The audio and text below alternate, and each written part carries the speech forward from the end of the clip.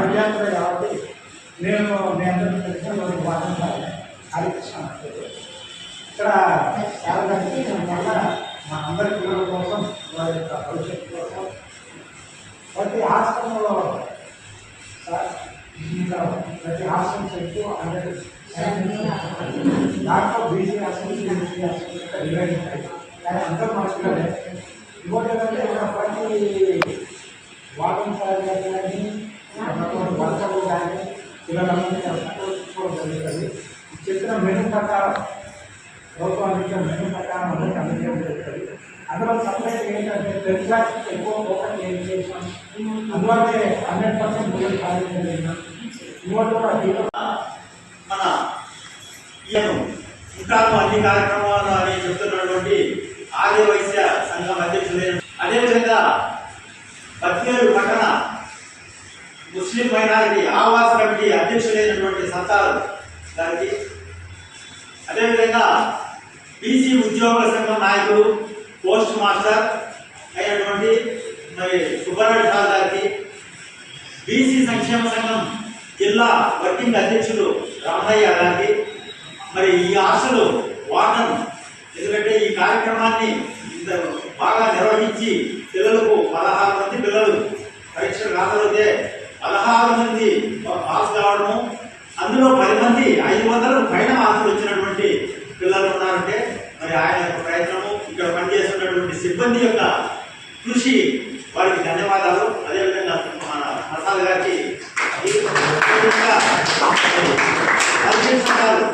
SC boys hostel warden గారు అయినటువంటి పూర్వమంగళ, ఆయన మాకు దగ్గర మందు కూడా ఉంటాడు.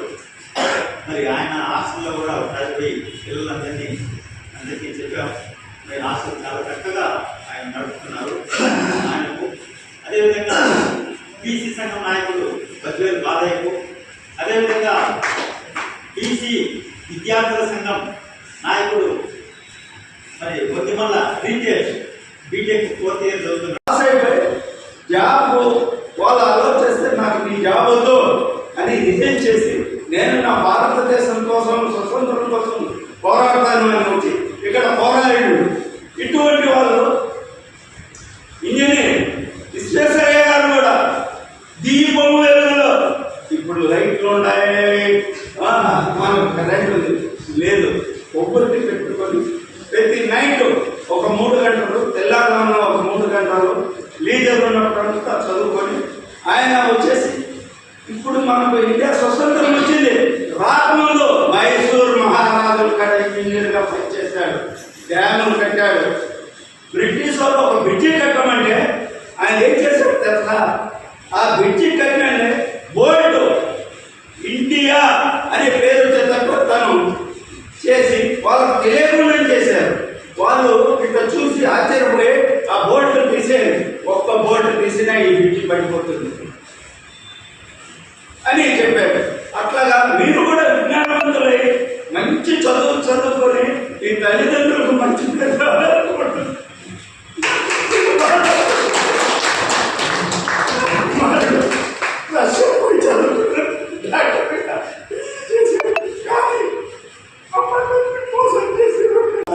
అప్పుడు ఎంజాయ్ చేసుకోవడంతా ఇప్పుడు కష్టాలు ఉండవు. అప్పుడు బాగా కష్టపడి చదువుకోవడంతా ఇప్పుడు మంచి మంచి స్థాయిలో ఉంటుంది. ఈరోజు మీ తల్లిదండ్రులు ఎంత ఆనందంగా ఉండవు, ఎంత ఆనందం ఉంటున్నారు. మనం చదువుకొని మంచి ప్రయత్నిస్తే మీ చదివే మీ తర్వాత మారుతుంది. చాలా గుర్తుపెట్టుకోండి.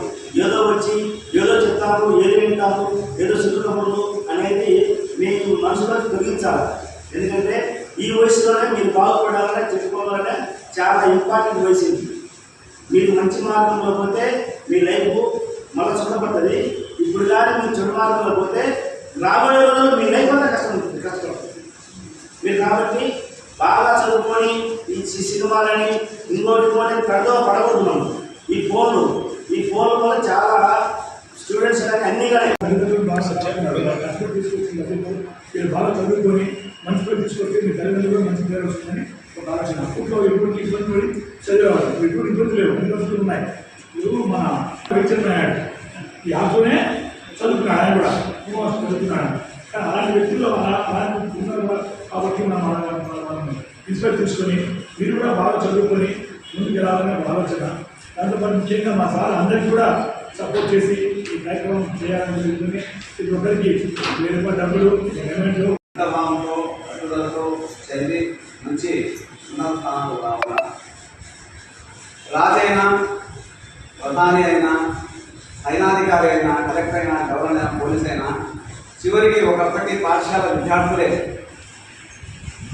కాబట్టి నేటి విద్యార్థులే ఒక పట్టుదల ఒక దీక్ష తీసుకొని నేను ఫలానా అధికారిని అవుతాను, నేను ఫలానా నాయకుడిని అవుతాను, నేను ఫలానా అవుతాను అని చెప్పి పెద్ద పెద్ద హాస్టల్ చదివినాలని వేస్తే నేను కూడా హాస్టల్ చదివిన విద్యార్థిని ఒకప్పుడు.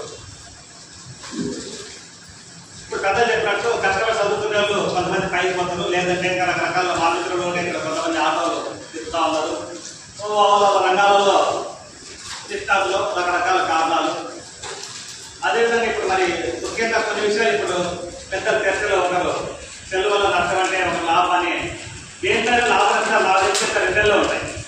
ఉజ్వల భవిష్యత్తు ఇవ్వడానికి కోసం తన ప్రాణాలను సైతం అర్పించడానికి సంసిద్ధుడై తనను చంపడానికి వచ్చినటువంటి వారిని సైతం మార్పించి ఈ లోకానికి ఆదర్శవంతంగా అందించిన ఒక మహోన్నతమైనటువంటి